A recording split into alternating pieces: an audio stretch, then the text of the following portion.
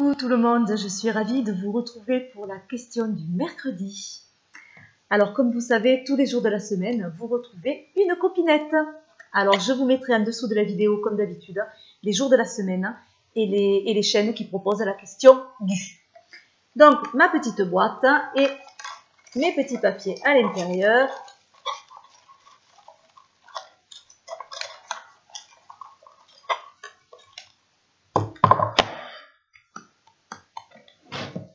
Alors,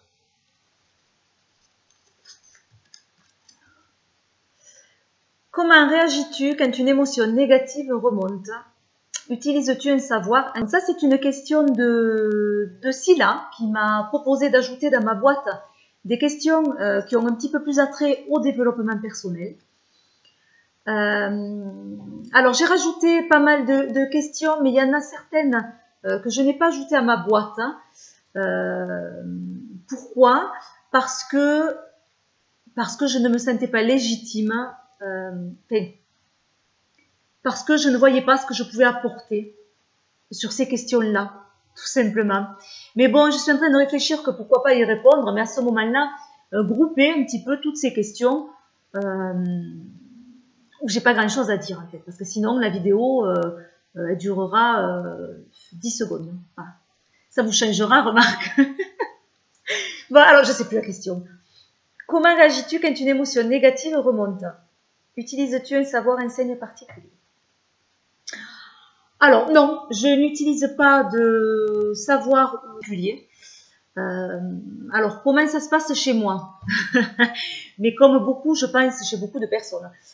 Quand j'ai une angoisse, ou qu'il m'arrive quelque chose qui me peine, qui me stresse, ou qui m'angoisse, ou qui me touche, je vais passer par une phase qui est assez courte, mais qui est là quand même, où je vais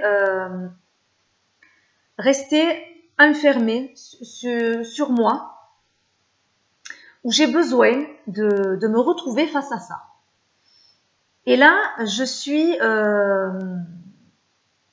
je suis quelqu'un en général qui aime discuter, qui aime échanger. Quand je suis dans ces moments-là, je ne vais même pas répondre au téléphone parce que, ou je vais répondre, mais je vais surtout pas en parler. Voilà.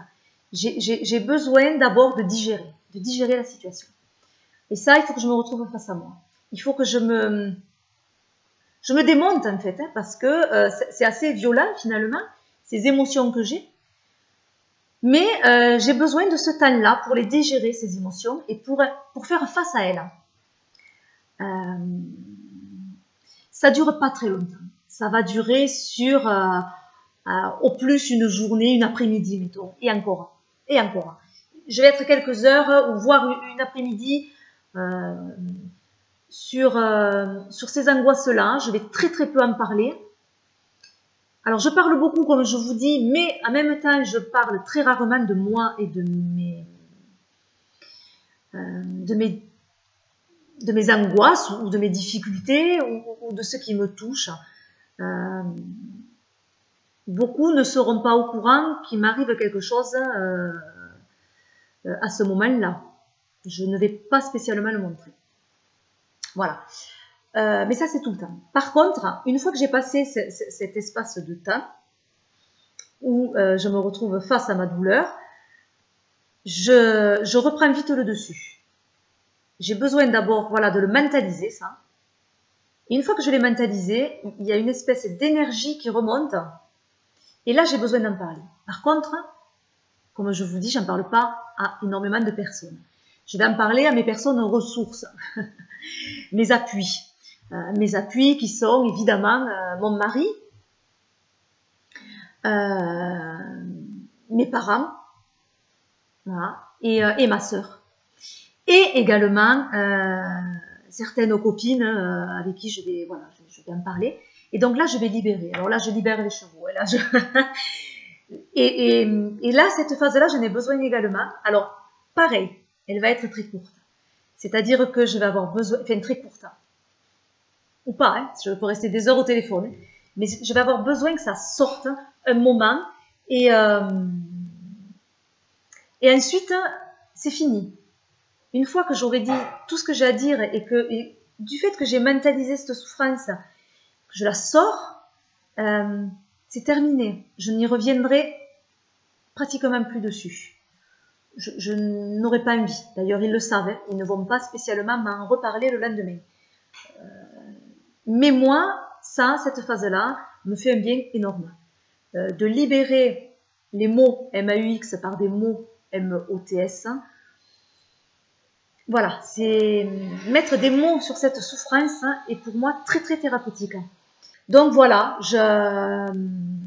alors c'est ensuite dans ma troisième phase, on va dire, donc une phase où j'intériorise, je mentalise, est très importante pour moi parce que c'est là que je déploie mes forces, même si c'est une phase où j'ai l'impression de me démonter, d'appuyer là où ça fait mal. Phase libératrice ensuite, je libère par la parole. Du coup, quand je mets des mots, ça va beaucoup mieux. Et troisième phase où là, je peux travailler sur ça. Je suis prête pour y travailler dessus. Avant, c'est impossible. Cette troisième phase, je vais pouvoir utiliser par exemple les cartes pour m'aider, comme appui. Alors celui-là qui fonctionne bien, c'est l'oracle de Marie, qui justement, je trouve, est une aide énorme. C'est un jeu que j'utilise que pour moi, que je vais me racheter, puisque j'ai offert le mien à ma petite cousinette, parce que c'était une évidence, ce jeu pour elle. Je ne sais pas comment vous dire, je l'ai ressenti comme ça. Et pourtant, Dieu sait si j'aime ce jeu, mais si j'aime également ma cousinette. et voilà, et c'était une évidence. Mais je vais certainement, c'est même sûr, me le reprendre, puisqu'il l'aide sur ces phases-là. Donc en troisième phase, je vais par exemple utiliser ce jeu, parce que ces douleurs comme ça, ces peines, ces angoisses, même si dans la journée j'arrive à me dire que ce que je vis, c'est pas si dramatique que ça, il y en a qui vivent beaucoup plus grave, et j'arrive plus ou moins à trouver malgré tout du positif dedans, ça c'est important pour moi aussi, toujours essayer de positiver.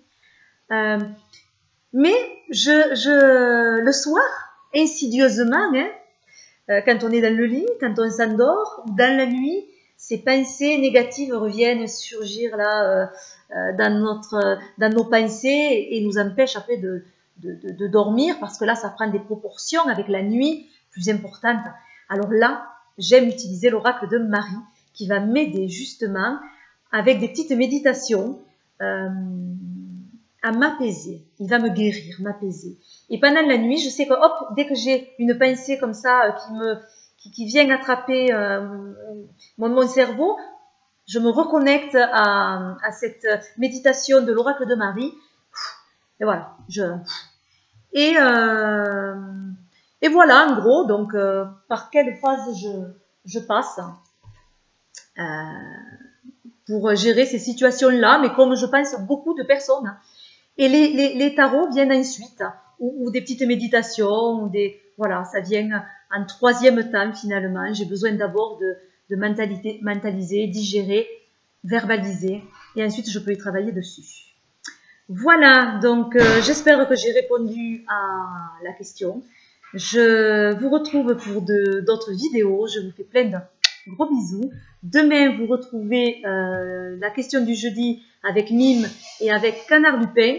Si là, avec son planning, a des difficultés, donc elle se greffe un petit peu comme ça, il n'y aura pas de jour particulier pour elle. Voilà, je vous fais plein de gros bisous et je vous dis à bientôt. Bye bye.